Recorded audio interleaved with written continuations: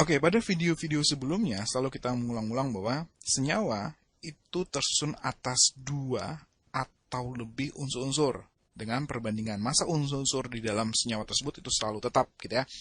Nah, jadi kalau kita punya senyawa kemudian diurai secara proses fisika, ini akan menghasilkan apa? Akan menghasilkan unsur-unsur penyusun ya. Jadi ada unsur satu ya. Kemudian ada unsur kedua. Ya, ada suatu senyawa yang tersusun atas 3 unsur gitu. Jadi ketika senyawa tersebut diurai akan menghasilkan 3 unsur.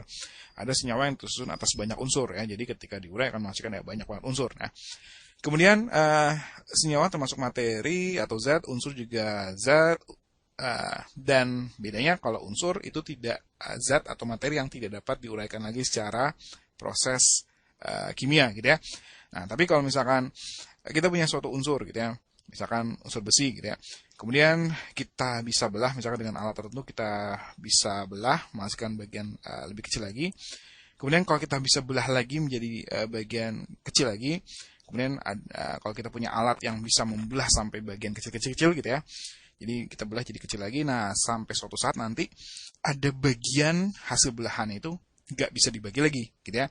Nah ini kita sebut dengan namanya partikel dasar. Ya, partikel dasarnya kita sebut dengan apa? Kita sebut dengan namanya atom. Nah, ini sempat dijelaskan pada video mengenai unsur gitu ya.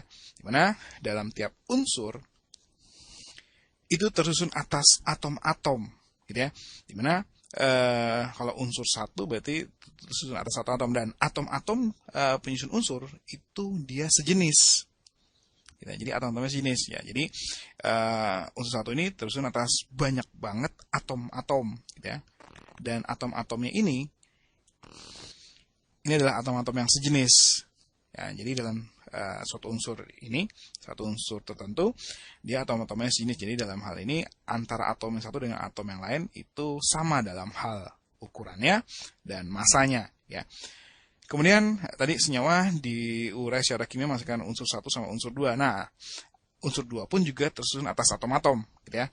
Jadi unsur dua juga tersusun atas atom-atom dan juga sejenis gitu ya. Jadi unsur kedua ini tersusun atas atom-atom yang sama gitu ya.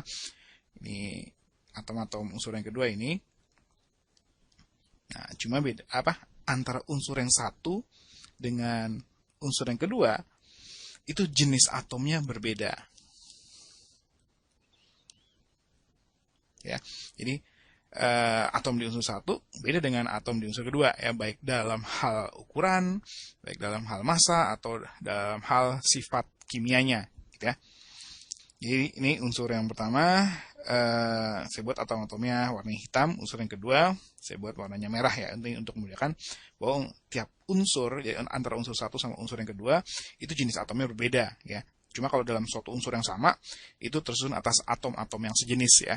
Unsur satu tersusun atas banyak banget atom-atom yang sejenis. Unsur yang kedua sama juga tersusun atas banyak banget atom yang sejenis. Nah, kemudian tadi kalau senyawa kan dia tersusun atas dua atau lebih unsur gitu ya. Nah, tadi tiap-tiap unsur itu punya jenis atom yang beda-beda. Nah, berarti karena senyawa ini tersusun atas dua atau unsur yang berbeda, maka di dalam senyawa ini itu pasti terdapat atau ada atom-atom dari unsur yang pertama dan atom-atom dari unsur yang kedua gitu ya. Jadi pasti dia ada atom-atom dari unsur yang pertama dan ada atom-atom dari unsur yang kedua. Jadi pasti senyawa itu nggak tersusun atas atom cuma ada satu jenis atom doang gitu ya. Pasti dalam senyawa itu pasti minimal ada dua jenis atom ya. Kenapa? Karena senyawa tuh tersusun atas dua atau lebih unsur-unsur. Nah, tiap unsur-unsur tadi kan jenis atomnya berbeda ya. Maka kesimpulannya dalam senyawa ini pasti terdapat atom-atom yang beda-beda gitu ya. Jadi bukan atom yang sejenis, pasti ada atom dari unsur satu, ada atom dari unsur yang kedua. Ya, kalau misalkan suatu senyawa tersusun atas tiga unsur ya pasti nanti ada tiga jenis atom yang berbeda.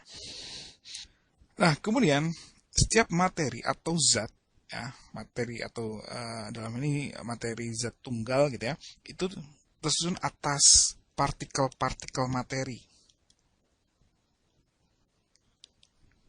Nah, apa itu partikel materi? Nah, partikel materi itu adalah bagian terkecil dari suatu materi tapi masih memiliki sifat kimia yang sama dengan materi tersebut. Nah, jadi kan gini, kalau kita punya air kalau dia diurai secara kimia akan menghasilkan apa? Menghasilkan gas hidrogen dan oksigen. Air merupakan suatu senyawa, gitu ya. Hidrogen sama oksigen adalah unsur. Nah, tiap unsur itu tersusun atas atom-atom, gitu ya. Nah, hidrogen itu tersusun atas atom-atom hidrogen, gitu ya. Ini pasti nanti ada atom-atom hidrogen. Ya, ini ada atom-atom hidrogen. Kalau oksigen ini tersusun atas apa? Atom-atom oksigen, gitu ya. Ini gambarnya merah aja. Ini ada atom oksigen. Nah, kalau di dalam air, ya dalam air pasti apa? Ini dalam air, ini pasti dia ada atom hidrogen dan ada atom oksigen. Gitu ya. Jadi ada atom oksigen dan atom hidrogen. Nah, walaupun air itu terdapat hidrogen sama oksigen, tapi itu kita nggak bisa mengatakan bahwa hidrogen merupakan partikel materi dari air, bukan, gitu ya.